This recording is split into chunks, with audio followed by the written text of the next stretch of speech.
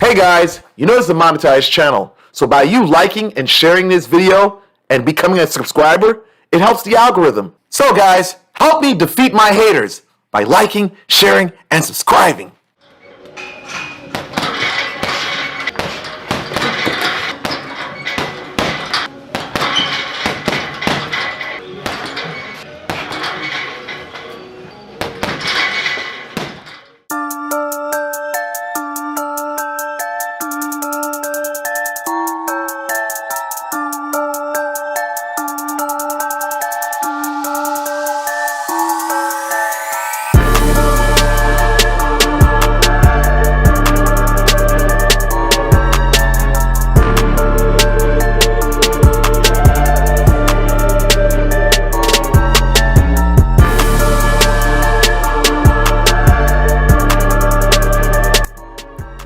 How long does it generally take for a curse to work?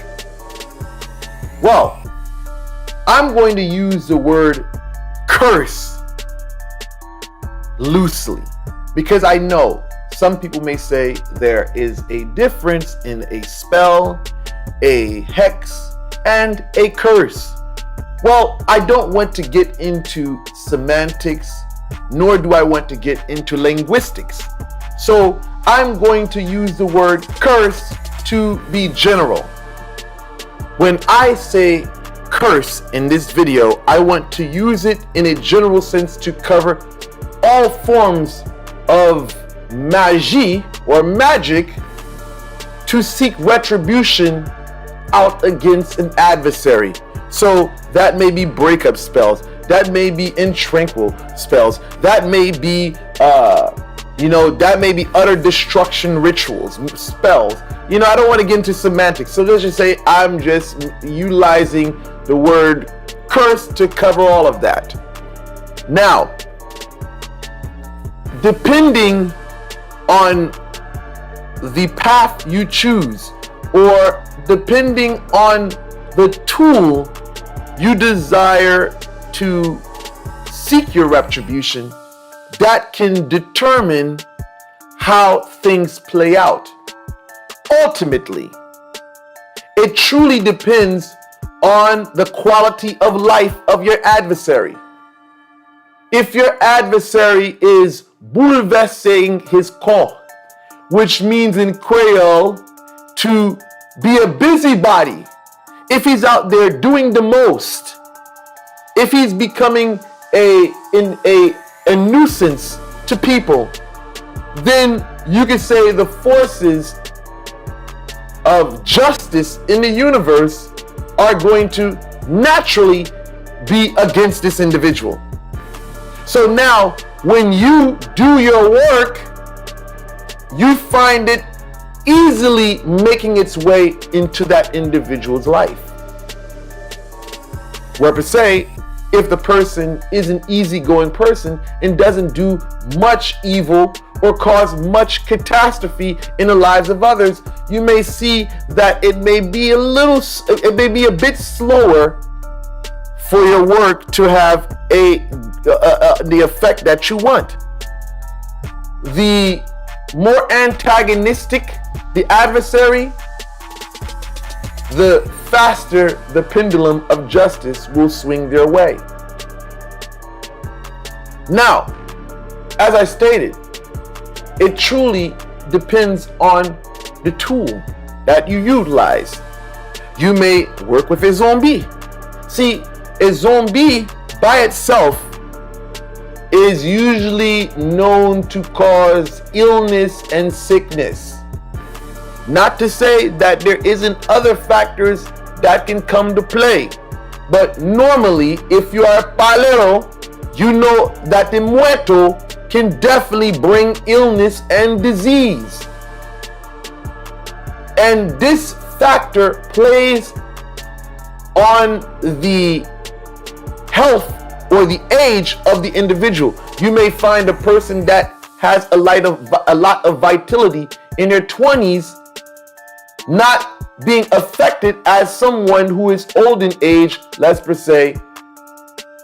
me say 50, 60. The results are going to be faster with someone in that age than to say someone that's 20, 23, 24. So you may find that it takes a longer time frame to affect a target that's younger than there is that are older. Now, this is speaking on the line of zombie. This can range anywhere now, depending on what the outcome is. Because when you send a zombie or a muerto, it's usually there. Some people, most of the time, I would say, to be honest, most of the time they want to see that person finished. They want to see their database erased. They want to see a closed book. They want to see the end of the chapter. When someone sends a muerto, this is their objective. Now, this thing can range from anywhere from a year to a couple of years. I've seen an individual once, someone threw work on him when he was just 18. And you've seen this thing riddle this individual's body to the point where when he was 27, he ended up passing. But he became very skinny. Fin. And for those of you who don't know what fin means, fin in Creole means, very thin. So, yes, he became very thin, but it wasn't an instant manifestation. This one was progressive. You saw this individual started, that person started looking tired. Yeah, as time went on, you started seeing they started getting skinnier and skinnier and skinnier. They go to the doctors. The doctor wouldn't know what's going on with them. Typically, this is how a zombie affects a target. It's like a silent assassin. Because most of the people that are hit with this, they don't even realize that they're hit with it. Sometimes, it's after a while that you see they begin to act strange. Sometimes if it's women, or, they usually try to put makeup on to cover up how they look. Because usually they have bags under their eyes. So they start doing all types of things. Going to the gym, trying to eat better, trying to gain more weight. Because the weight that they have begins to drop. And it begins to show, it becomes very prevalent. So when we're talking about things of this nature, a zombie, a muerto, is usually a job that usually can play out for a while. Again, if the person's old in age, you may see a year, maybe fewer years than someone who has youth as on their side. Now, when we're talking about work like Baon Samedi or Met Kafu, these spirits of death, I would say, let me move Baon Samedi out this picture. Actually, maybe I should say it, but when you're doing casket work, you're doing stuff like that, usually those are jobs that can be very spontaneous. Because with those jobs, it's not like a zombie or a muerto. Those jobs are like spontaneous. Out of nowhere, a person can get caught up. I've seen situations where a person did a ritual of that sort, and come to find out of nowhere, the adversary ends up getting shot to death out of nowhere. It was just random. The person went out one day and all of a sudden, it was like something that was big in Haiti. The person just went out of nowhere and basically even made the news. Some random bonzi end up shooting the individual.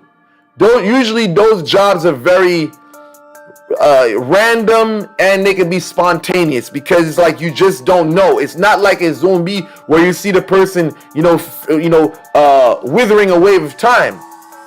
Usually those jobs, those spells there are usually, unsuspected. They can just be chilling out of nowhere. The best term I can use for this, now it comes to me, instant death. instant death, because it's instant. You don't know when it's gonna come. The person could be chilling here. Oh shit.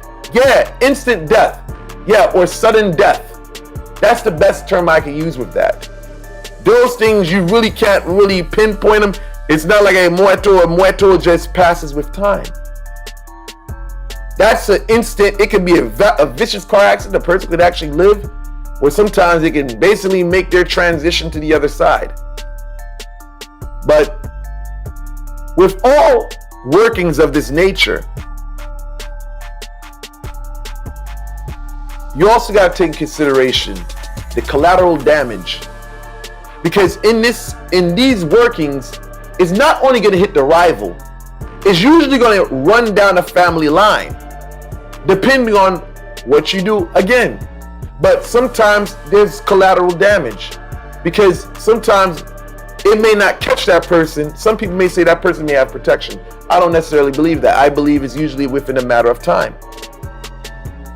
Usually workings, when they don't hit the target, or before they come to the target, they may hit the person's family members, they may hit loved ones close to the individual. You've seen things of that nature. Now, next on the list, breakup spells. Breakup spells are very, very interesting, because we're talking about separating two individuals. Now, I usually have a schematic. I usually go by my secret book, and I've jotted down years of experience of watching breakup spells manifest. Those things vary. It all depends on how strong the love is between the two individuals. This person steals your woman. Now they go on, they've been together for 4 to 5 years, and now you figure, I want to separate them after 4 to 5 years. Now you have to take consideration how long the love between them has been going on, how the love between them has strengthened. Doing a ritual like that is not going to happen within a couple of days, because you got to look at the counter time. They've been together for 4 to 5 years. Now you come out of nowhere thinking that you're going to do a breakup ritual, and then after 3 months you basically quit. You say, oh, I don't see anything working. I would call you a dummy, but I'm not going to do that. I'm a little mature today. But what I would say is this: you have to have patience when doing workings like this, because in situations where people have been together for 4 to 5 years, there is a level of love that has developed there. So the counterbalance of time has to be the breakup has to make up. So you may find the counter time may be anywhere from 2 to 3 years, because it has to break down whatever fabric of love that's there. And this is what most people don't know. This is why when they go to these spellcasters, the spellcasters don't even notice, because they never invested time in long-term work. Everybody and most people want instant gratification and an instant fix. A spellcaster may be on the right track, but because they don't have the willpower to carry on a task, they give up, or they quit, or they basically block the client's phone number, or so they can't call them, or the client can't reach out to them, because they don't know what to deal with that pressure. But in the midst of this type of workings, many things can go wrong. Spell can end up backfiring on you. There's a lot of things that can go wrong. You pay a spellcaster and the spellcaster doesn't know what they're doing. Not only do they mess up, or you waste time waiting on them to see the progress of the work that you paid for. Not only are you wasting time, they're actually destroying their own lives, and they don't even realize it. So I say, this video is not to encourage nonsense or extracurricular activity. This video is strictly for educational purposes.